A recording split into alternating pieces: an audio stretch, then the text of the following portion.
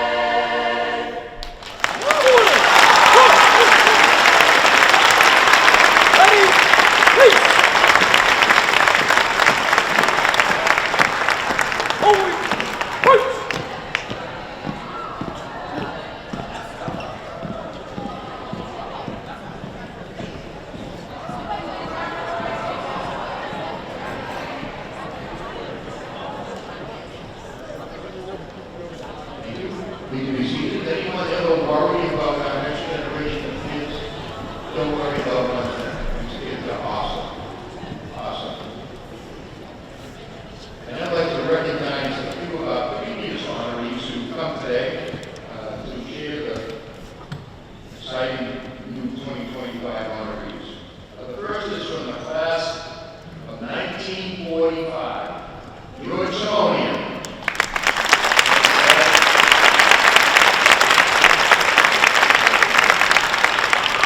Class of 1956, Dorothy Pebble, sitting right there.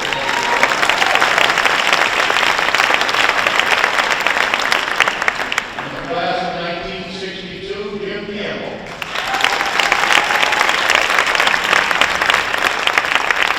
In the class of 1971, Bob Lee.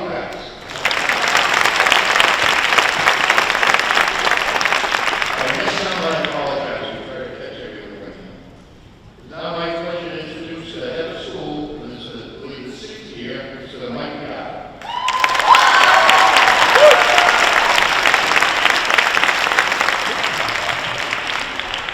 Good afternoon, everyone, and welcome to the Lowell High School Distinguished Alumni Awards. It's a true honor to have so many guests, community leaders, students, family, friends, teachers, administrators, and proud LHS alumni with us tonight as we celebrate the incredible accomplishments of our alumni. We're grateful to have with us Superintendent Lee Skinner, Assistant Superintendent Wendy Roberge from Lowell Public Schools, and School Committee member Fred Bob here today. Thank you all for your continued leadership and support for Lowell High School. Now, a very true thanks goes to 3 people who are behind this, and for without them, this would not be possible. And that shout out goes to Mr. Brian Martin, Ms. Trudy Mitchell, and Sue Francisco for keeping this alive and continuing to organize this committee, bringing this event to life. For all of us at LHS, we thank them. You give another round of applause. This is truly a labor of love. It's a passion, and without that, it wouldn't be possible. And then we have all the folks behind the scenes, like our students back here, who are the only ones who really know how to run all the technology that us old people don't know how to run yet. They're all making sure that everything is set up. Mr. Dean, Nicole Brigard, Michelle Callahan, Pat Smalley, Tom Thornton, I'm going to miss some people, our custodial staff, and amazing student volunteers. We all know Lowell High School was founded in 1831 as a proud tradition of excellence and diversity. 2 centuries it has produced leaders, innovators, change makers who shaped our city and state and our nation and the world. Today's honorees represent that legacy of pride, perseverance, and purpose. Now, I want to just make a quick message to our students in the audience, because you're the next generation, right? And your legacy will be, you'll be able to carry this legacy forward. That's why you're here today. So see and learn about the great things that your past predecessors have made possible for you to do and dream about. They're examples of what's possible when you work hard, when you believe in yourself, and when you give back to the community. So congratulations to our honorees, and thank you for all being a part of this special celebration of Lowell High School's past, present, and future. Thank you.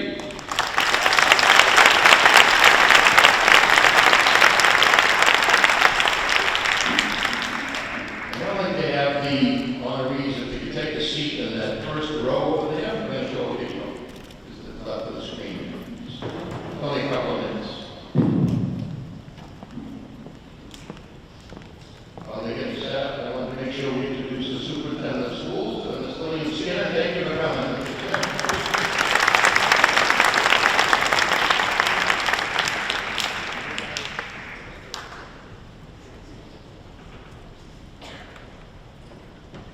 On December 26, 1831, Lowell High School opened its doors to Lowell's first students. 194 years later, Lowell High School continues on as the first coeducational and racially integrated high school in the United States.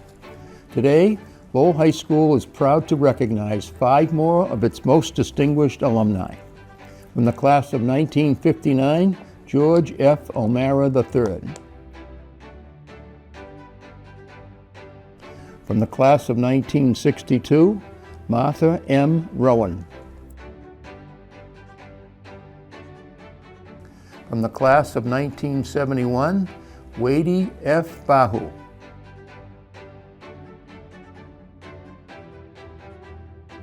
From the class of 1972, James L. Milanazzo.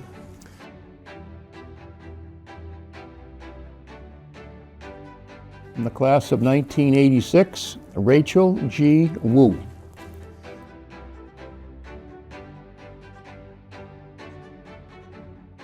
Each has traveled a very different road in life, and each has a distinctive definition of success.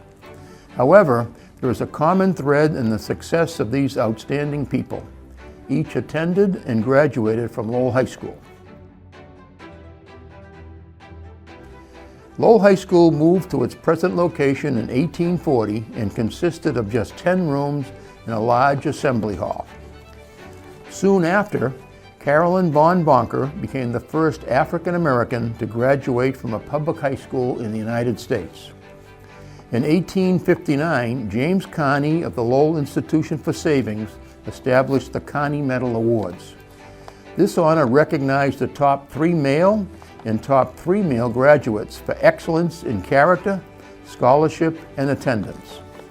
These awards are still presented annually to Lowell High's most deserving students.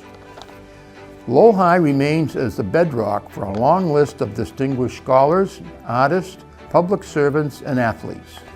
This 2025 class of distinguished alumni carries on the tradition of excellence achieved by the previous classes of inductees. Today, Lowell High School preserves the tradition of excellence begun in 1831 by recruiting the finest teachers while integrating cutting-edge technology into the lives of today's learners. For all our students, much like today's honorees, the journey towards distinction and success begins here at Lowell High School.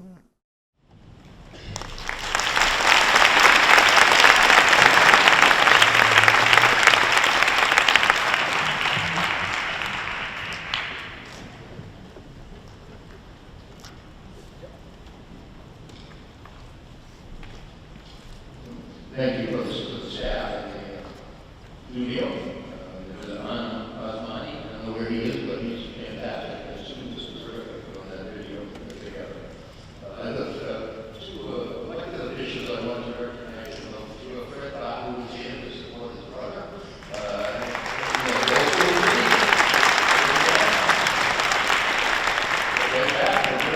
We're in the same neighborhood.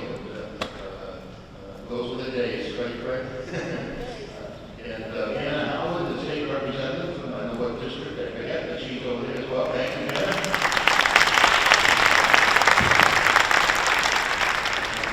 The head of school will now ask different students to introduce the honorees for their remarks. I just want to remind our speakers of a couple of things. One, sometimes it's an announcement that goes with a PA that's unexpected. So just stop, let it go, and it'll be over in 5 seconds, right? Or an alarm or something, so we'll deal with that. And the second, if there's any issues, Rachel Wu is going to be a whistle as a referee. We're going to be a yellow card for a temporary be quiet, and a green card, green with this orange card, you're gone. All right? So with that, this will be up. So the way this works, our students will be presenting the inductees. First student presenter is Nathan Julia.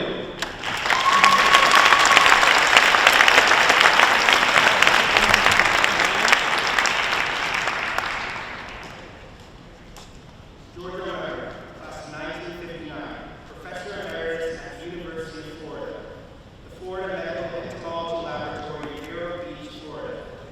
During his 41-year career, he served as a teacher, administrator, and researcher, receiving state and national awards for his research on biology and control of mosquitoes. At this time, please welcome to the podium Mr. George O'Meara.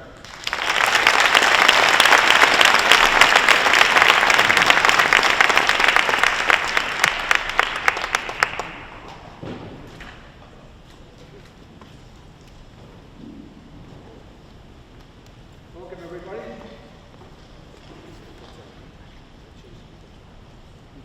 Okay. I thank the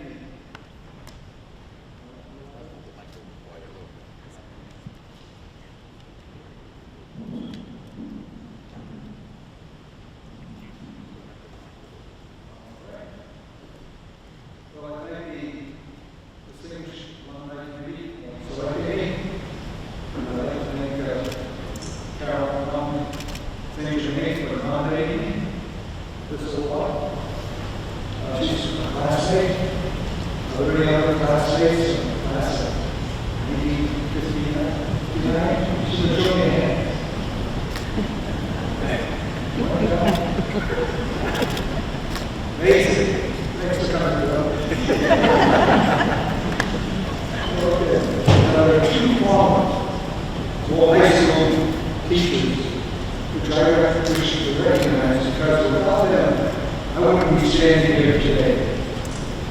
One was a biology teacher, the other a chemistry teacher. When I entered Lowell High School as a freshman, I was living in a multi-generation house that included my grandparents, my father, my aunts Mary, and Aunt Peggy, and my sister Kathy. My Aunt Mary was a biology teacher at Lowell High School, and she would drive me to school each day. On the way, she picked up all other teachers. My Aunt Mary was also a registered nurse who worked on weekends at a local nursing home. She still took time to take care of her elderly parents and her disabled sister. And she was incredibly kind to both me and my sister Kathy. She provided me with guidance, encouragement, and financial aid. James Conway, whose son and grandson are Lowell High School distinguished honor, was a chemistry teacher at Lowell High for nearly 40 years. I ended his chemistry class as a junior, my junior year, without knowing that some students avoided his class because he didn't get such low grades. It was very difficult to get an A in class, so you did. Wow, jeez. I didn't come close to that. But I learned a lot of chemistry, and that helped me out tremendously in college, because I had no trouble with chemistry classes in college. In college, I found a great mentor, George Ray Jr., member of the National Academy of Sciences. And he looked like Mr. Conway, tough, but understanding and helpful. In fact, George Ray helped me grow up in career. And we had a great group of collaborators at the Lowell Laboratory in Vero Beach. Now, a lot has changed in Lowell High School since I was here. It was the first then, it's in the first now. But I'd like to give you an example of the person at my laboratory, which is a field station at the University of Florida. Faculty, about half the faculty, are from outside the country, including Brazil, Cuba, Thailand, South Korea, and Australia. At present, all our postdoctoral students come from outside the United States, Brazil, South Korea, and Turkey. Currently, we have about 20 students on site. Many of them are international students coming from the following countries: Brazil, Colombia, Guatemala, South Korea, Ghana, Germany, and Saudi Arabia. I believe we should encourage diversity, whether it be at Lowell High School, elsewhere in the country. Now, we the students, grad students, all that, are USD officers who receive a regular pay while working on their degree. They also qualify for a in-state tuition rate. And if they take courses online, the tuition is half as much. Now, I'm going to try to recruit the medical technologists. Now, how do people get interested in medical technology? So it goes to this area, the top post. Well, civics, a significant number of people in my field of medical technology that have prior experience in the Peace Corps or in the military, particularly in the military's pest and vector control sections. I personally know one person who served both in the Peace Corps and in the military. He spent 22 years in the U.S. Air Force. And when he retired, he was still a very young age, he went to work for the Bill and Melinda Gates Foundation, where he wanted to program sole focus on the tropical disease. NASA is a future medical technologist group. I'd like to say one thing about Lowell High School that wasn't there this year. year school. They allow a variety of extra courses for adults. Many of the courses in woodworking and auto repair. These hands-on courses were fun, healthy. They encouraged the old-fashioned way, not like keying. I kept my old car running for years. Unfortunately, days I did not get a chance, an opportunity to take courses on those. The old high school's after that program seems to be effectively addressing this issue. Finally, I'd like to thank everyone for the hospitality I received during my visit to Lowell, with a special shout out to the chorus, the band, the school representatives, and the officers junior ROTC. Thank you.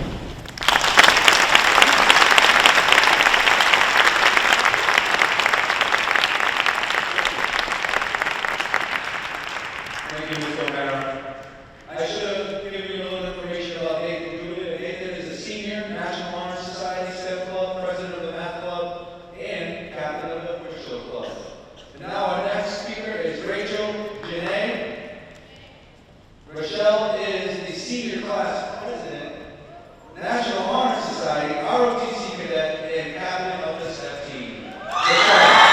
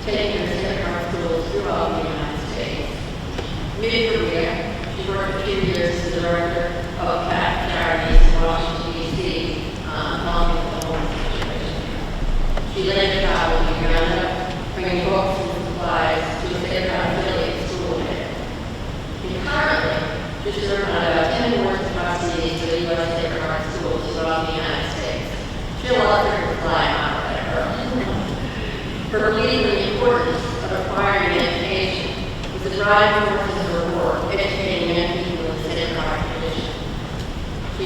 master's degree from Lowell College at the University of Miami. She always returned to her hometown Lowell for summer to visit with us and our beach lovely, and visit colleagues with our family, as well as cousins and playing summer movie theater in Nelson. Attending Christmas Mass at the Catholic reception was a priority for her. If she were here today, I would wish she credit Lowell High School with giving her the foundation for which all her future academic and personal success flow. It is advising young women and men in Lowell today. I'm sure she would encourage each of you to take advantage of all the academic and extracurricular activities available to you to allow you to reach for and accomplish your dreams as she did. So again, thank you.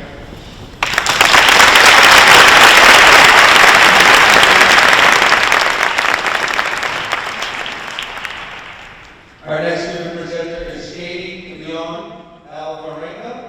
She's a senior president of the Medicare Professionals Club and National Honor Society.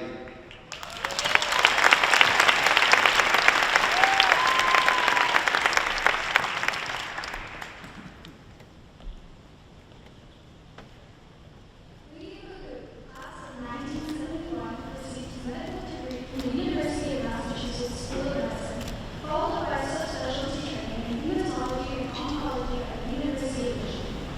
He is currently a professor of medicine at the University of Michigan. Please welcome Mr. Lee.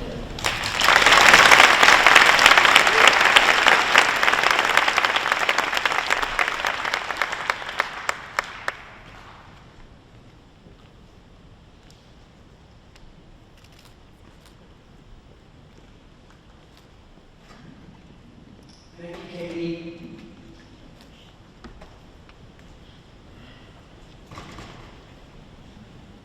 I'm delighted to accept this honor of distinguished alumni, and I'd like to congratulate all the other awardees and thank the selection committee for this honor.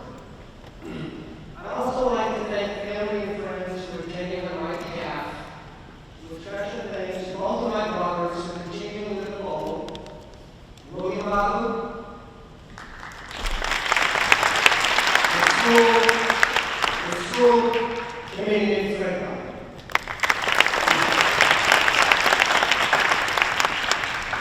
They both proposed a nomination during a recent visit to Lowell, and again, I'm so excited to be here. Not in the auditorium today are both my parents, not in the auditorium are my parents who are not newly deceased, but I'd like to share our collective excitement at this honorific award. I'd also like to take this opportunity to speak to the students in the audience and how my experiences in Lowell Public Schools shaped my career development. I've been asked to keep my comments to 5 minutes, but I may require 6 or 7.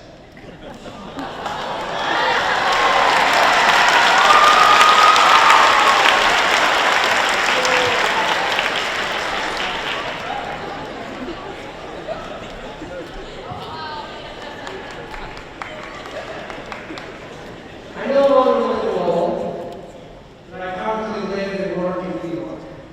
But I identify Lowell as my hometown, and I visit frequently. Let me share a few recollections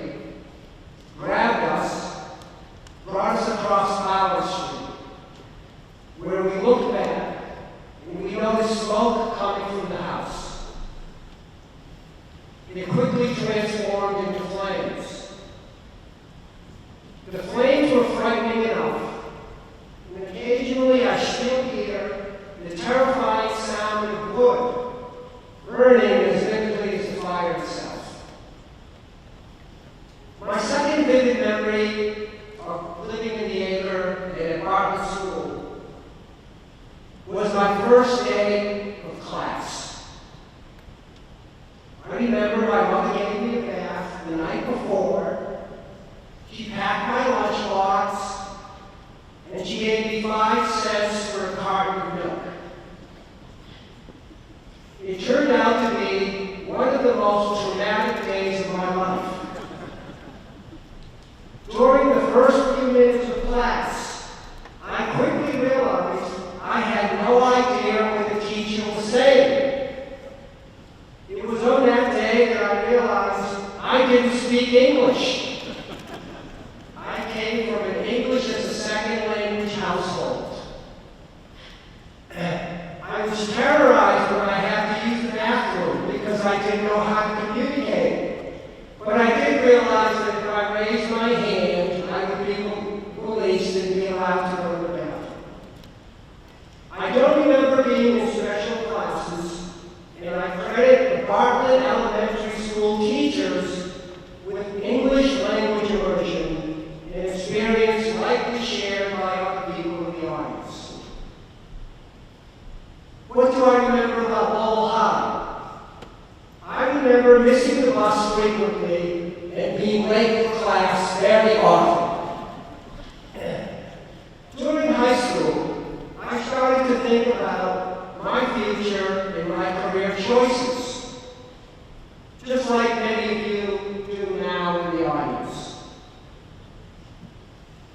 I didn't have a specific career path, and I realized it was easier to cross choices off the list. Becoming a professional athlete was at the top of my list. But I realized baseball was out of the question when I couldn't make the throw from left field to home base.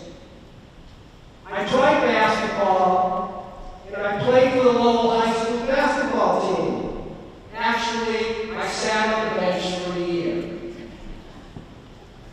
I tried enhancing my jumping ability with angle weights to increase my vertical leap, and I was finally able to touch the rim. But I could never dunk the ball, and I realized that there was no future for basketball with me.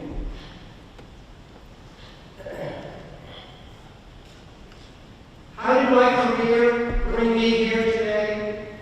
In my case, I realized I liked reading and asking questions. I was fortunate in meeting individuals who shared my interests and identifying mentors who share your values will ensure your success. You are approaching the most exciting time of your life. I'm a faculty member at a major university in Long Island. I interact and spend my days educating young people like you who are in the formative stages of their lives. Today, you are the most technologically sophisticated generation in the history of the world. But change has an uncanny capacity to evolve. The education you receive today will be outdated in your future. Shifts in technological and societal norms will continue to shape our future at an accelerated pace unimaginable by today's standards. So I'd like to give you some advice. Number one, always challenge yourself, no matter what career path you take. It will be a lifelong characteristic that will help you adapt as times change. Number two, remain inquisitive and engage in lifelong learning, no matter what career path you choose. Right now, you are the masters of social media and technology. But the next era hasn't even been imagined yet. Number three, persevere and be adaptable. You will have more opportunities and options for success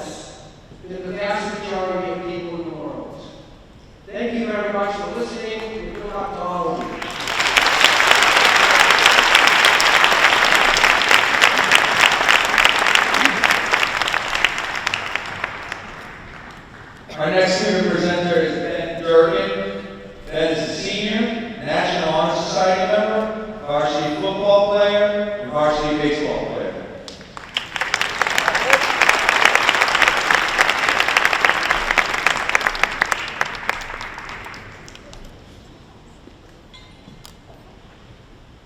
James Northern, class of 1972, had a long career in both private and public sector leadership positions for over 40 years.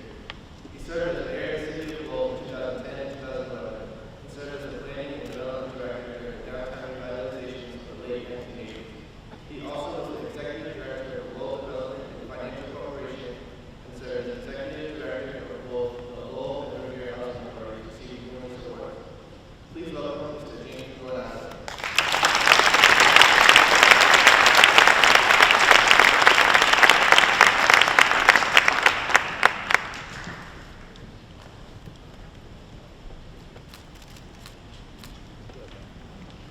Good afternoon. This is just so low. Ben Durkin is the cousin of my grandchildren. He's the first cousin of Tyler Durkin, who's here, Jack Durkin, who's here. The boss lady, Lydia Clay Durkin, who's 2.5. She's not here. But can you imagine Ben Durkin got to introduce me? I am so honored that he did that. So thank you Ben, very much.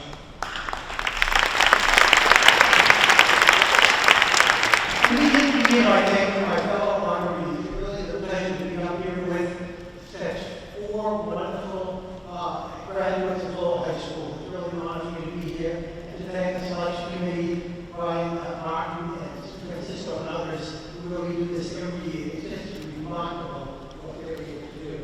I am here today with my family. My wife Anna was here. She also graduated in 1972. And I'm going to do this. It was so much for my family, which you all know. My cousin is here, graduated in 1967.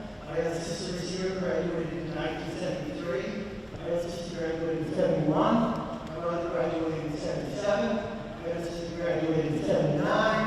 And who am I missing? Beth, who graduated in 75. So again, we're all products of Lowell High School. Went on to do, I think they all deserve to be an honor to be here. Really did well in all of their professional and personal lives. So congratulations to my family for being here.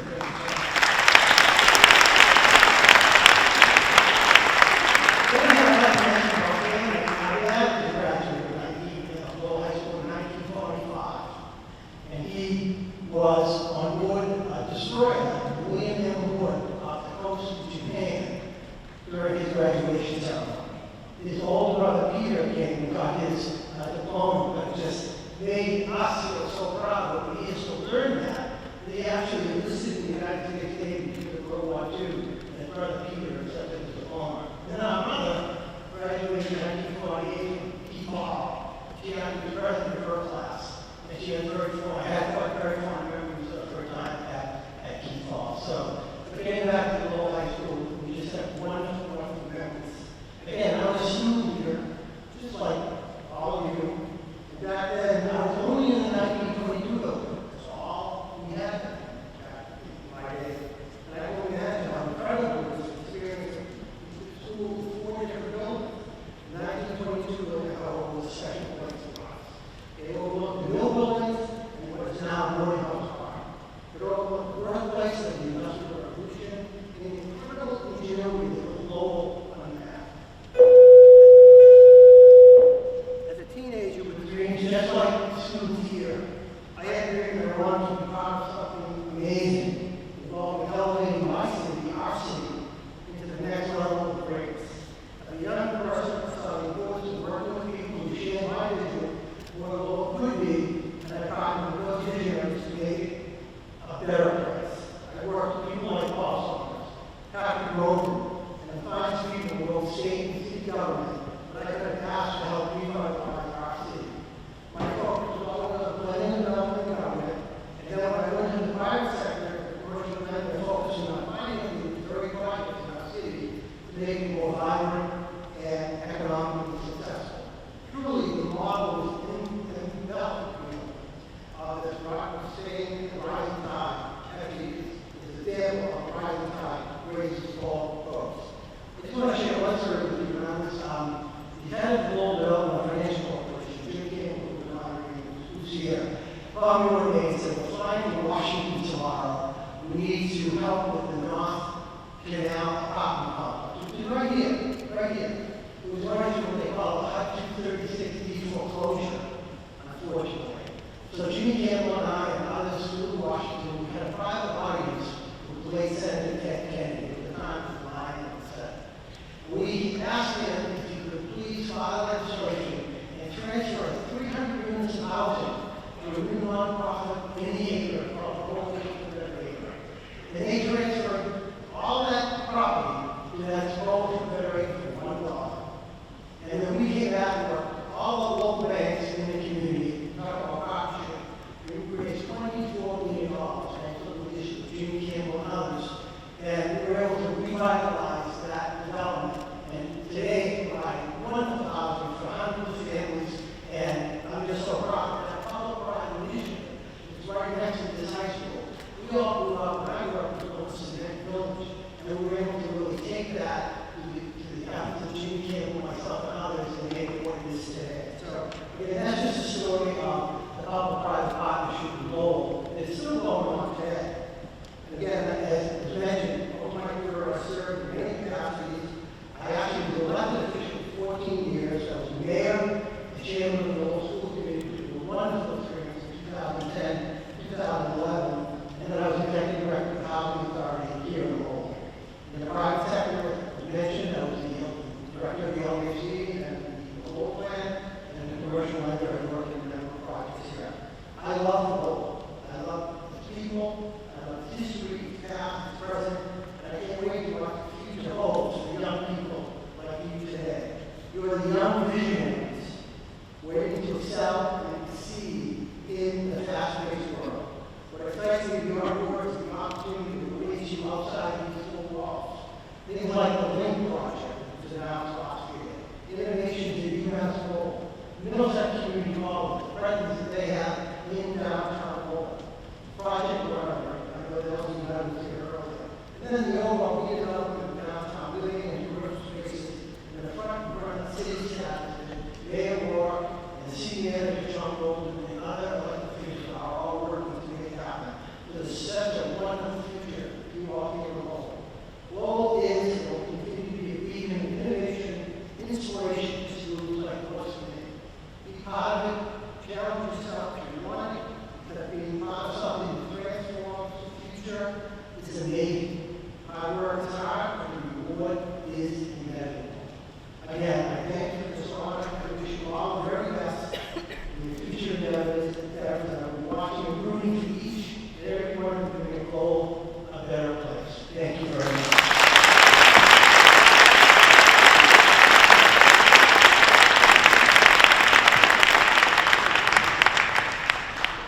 Our next student presenter is Leah Monahan. Leah is a senior in the National Honor Society and captain of the girls' soccer team.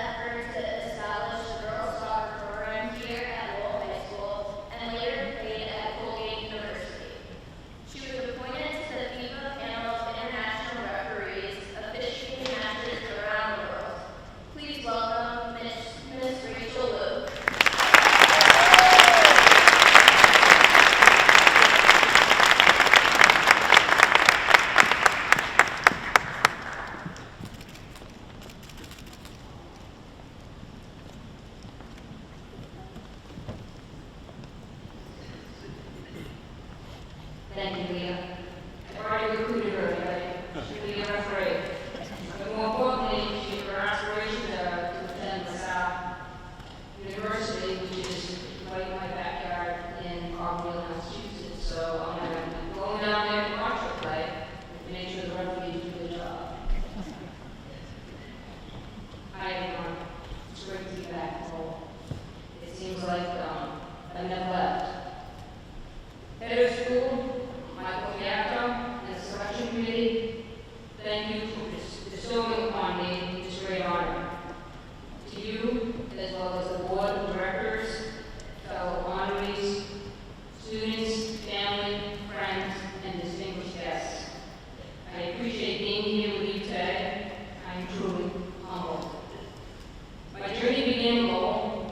soccer wasn't very popular when I was a kid. In 1980, I started playing on youth teams, but when I arrived at Lowell High School, there was no girls soccer program. Determined to change that, I successfully petitioned to start a club team, and by my senior year, Lowell High School had established the girls varsity soccer team. I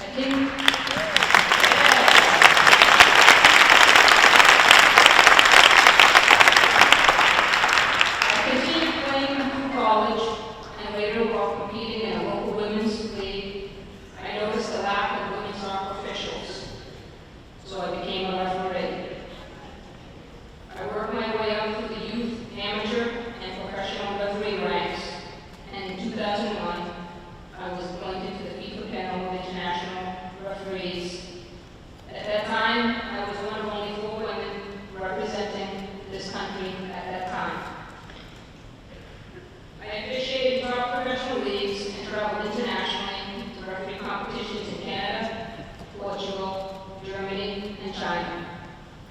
When my on-field career began to wind down, I shifted my focus to referee administration. Today, I play an important role in developing officials through my work with several U.S. soccer and NCAA referee assigned committees. Through all my life, I've been very fortunate to have been mentored by people who encourage my abilities and took an interest in my career. The great tennis player Althea Gibson once said, "No matter what accomplishments you achieve, somebody helps you." That has certainly been true for me. My family who's here today means everything to me. They stood by me through all the highs and lows of my career. And we're all Lowell High School products. We may not have to go through all their years because we've been here for a long time. But Lowell is our home. My mom started the ball rolling, literally, by signing me up to play when I was 12. And she's been my biggest cheerleader ever since. My dad was my unofficial assessor of each game that I refereed that he could watch on TV. Growing up playing soccer in Shanghai, he had a deep understanding of the game and was thorough in his analysis. He was also pretty good at analyzing the coach and how well they did, but I won't go into that. My 7 siblings have always been there for me, coming to my games, hearing my stories, and checking in on me. I love you all. My best friend, Gus St. Silva, has mentored me through this incredible journey of life and soccer refereeing for the past 30 years. I owe a lot to him for where I am today. There are many others who have encouraged me, supported me, and most importantly, kept my feet on the ground. A few months ago, committee member Brian Martin called to inform me that I was a recipient of this prestigious award. After a brief pause, I asked him if he was sure that he got the right rule, and reminded him that I was the one who went into sports.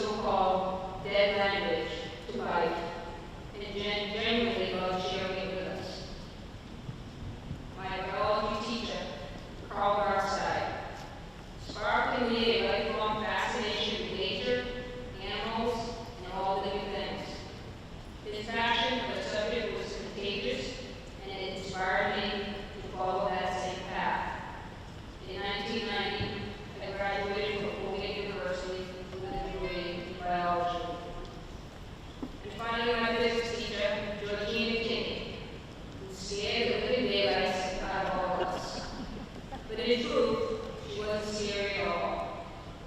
She simply held us to high standards of excellence, accountability, and work ethic.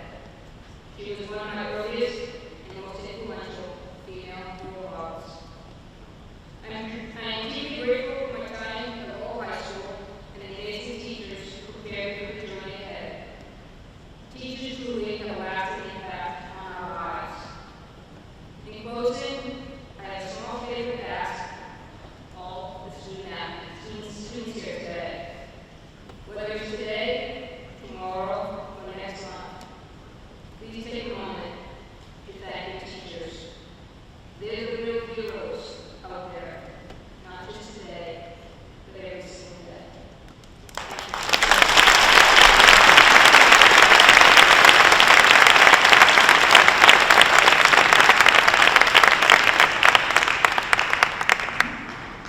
Let's hear it for the class of 2025.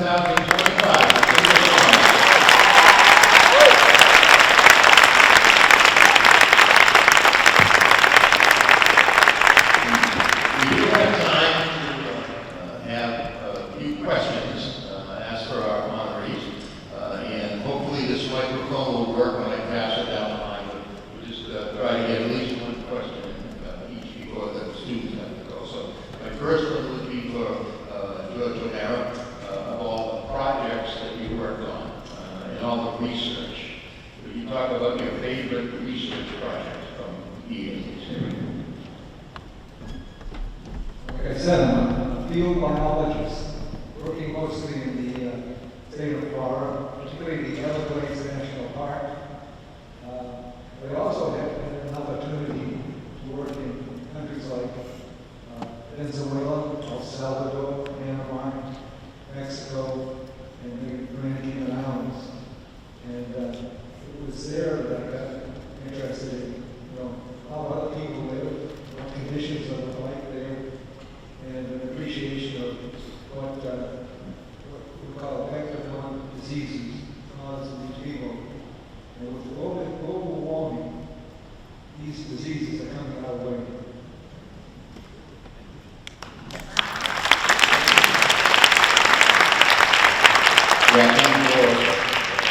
You look at Sister Martha's career and the assignments that she had, literally everywhere.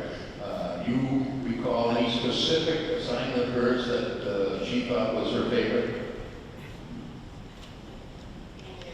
I don't know whether her favorite, but it was most challenging. She worked mostly with upper income students in French, Connecticut, Miami, and all over the country. But she did, in mid-career, she went to the south side of Chicago. She took over the principalship of a failing Catholic women's high school. And the south side of Chicago was a very underprivileged area. And the young women would come on the train to work to Penny Work School and tell her about rather having been shot or her husband involved in these terrible situations. And then she was there for 5 years.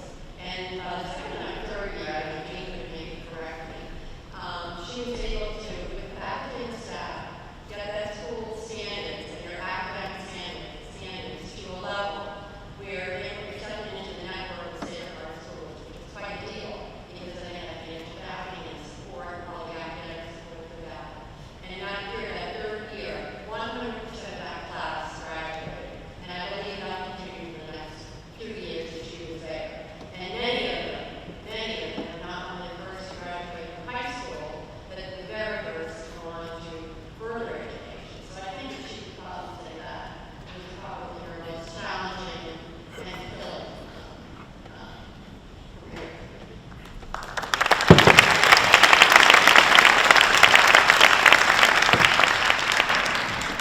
Lady, your brother Fred spoke on your behalf last night at the dinner and was sharing the story of you folks being the first generation of college students. I think what would be great for the students to hear would be how you navigated going on to medical school in a difficult time to get through your bachelor's degree and move on. Can you talk a little bit about that for the students?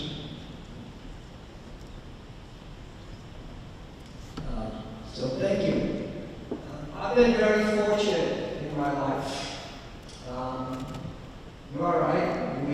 I was the second person in my family to attend college. My older sister, Ava, who was also a Lowell High School graduate, and I actually went to the same college, and it was actually made it easier for us because we were together. In terms of motivation, I'm not sure, but I was inquisitive, and at some point in my career, we all make iterative decisions. As I said, I crossed things out, and I decided at some point I wanted to pursue a degree in medicine. It was not an aha moment, it was a series of decisions. And then from there, it is a lot of training, but don't let that stop you. I always was questioned, why are you spending so much time educating yourself? And the time goes by, so don't let that issue create a roadblock in your decision. If you decide to pursue something, pursue it. I've had a wonderful career. I've been very fortunate in the people I meet. I've always been encouraged by people along the way. I am fortunate. I come from a very, very close family. I heard from the beginning from my parents that education is important, and that mantra continues to my children. And again, thank you for my family and friends for always encouraging me. So stay focused, and if you want something, persevere, and you'll be successful in life.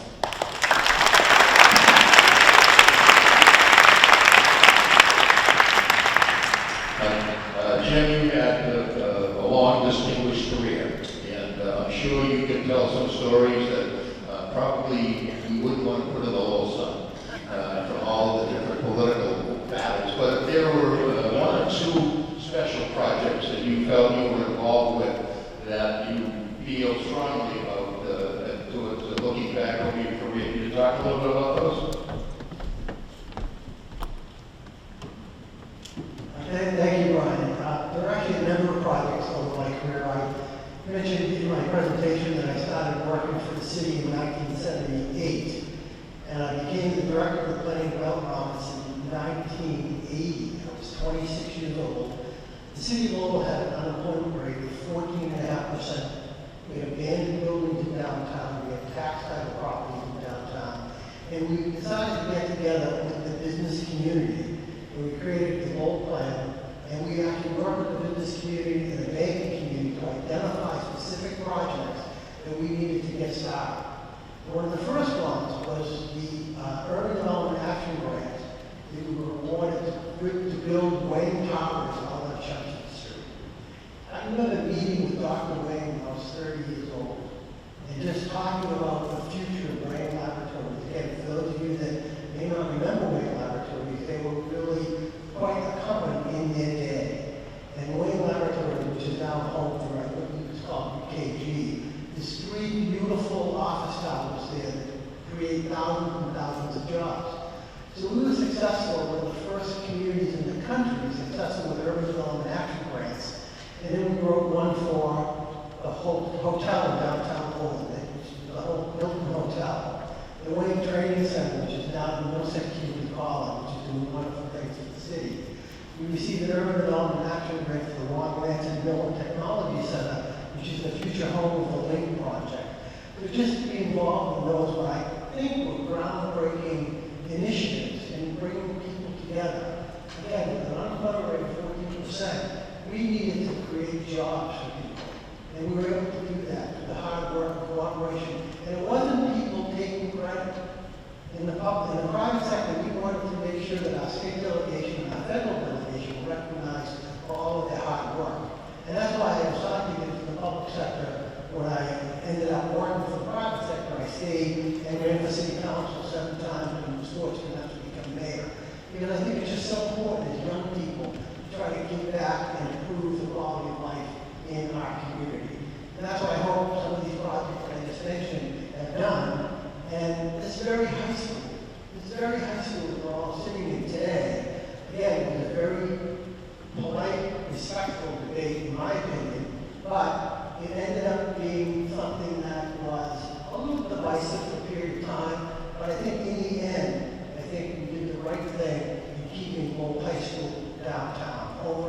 1,500 to 1,800 kids walk to school every day from neighborhoods in Lowell. And I think having a central high school is really something that I've always been very proud to support.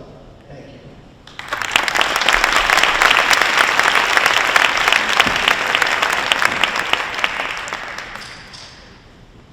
Rachel, I have a couple of things I'd love you to talk about in your officiating career. I mean, first of all, to go on and play Division I college soccer is a pretty big deal, okay. But in your officiating career, you officiated in the United States and internationally. You remember one or two big games that you were involved with that were pretty tense that you could share with our students?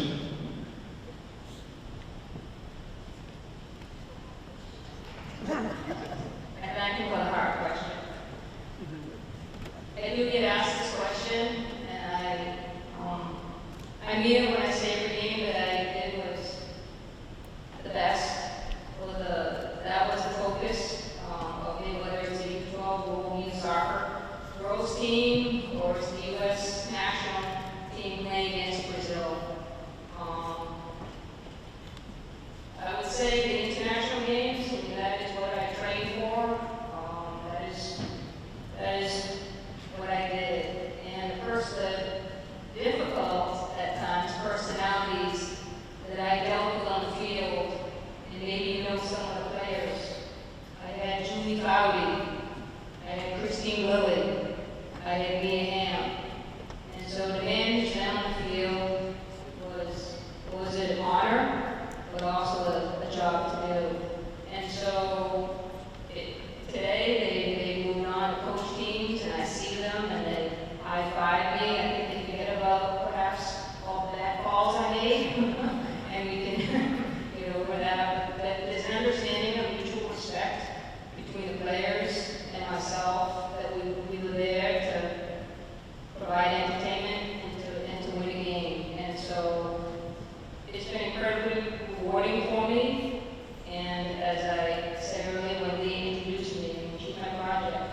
She's the next Rachel Lewis, and coming out of Lowell to be on the people now.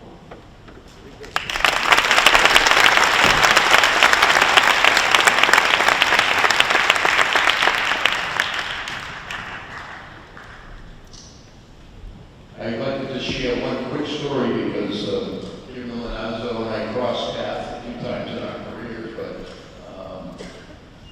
I had the chance a long time ago to attend the funeral of Dr. An Wang. Now, for our students that are here who don't know who Dr. An Wang is, but he was a very, very bright,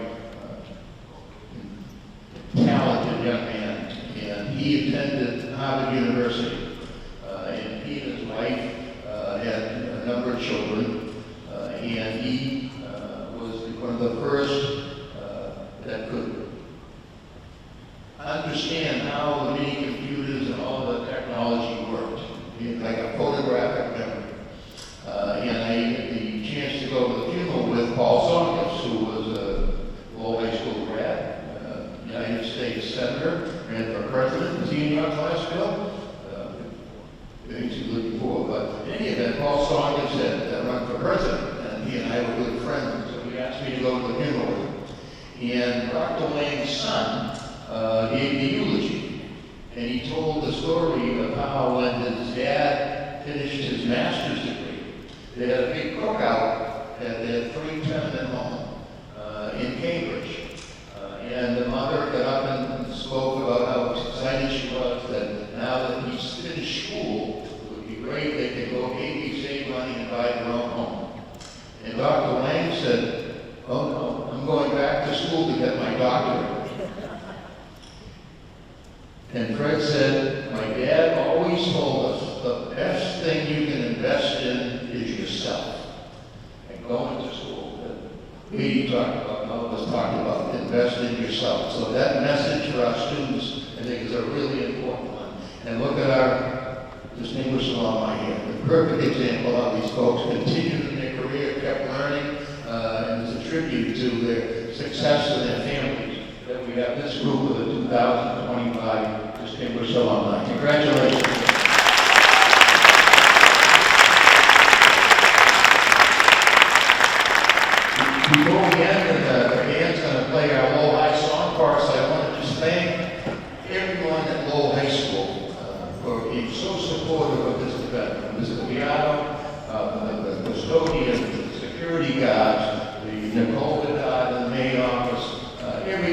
steps up. Anna Mosmani from the TV studio. All of our chorus and my band. Everyone kind of comes together just like we do to help us put this event on. And it really is terrific. It brings Lowell together.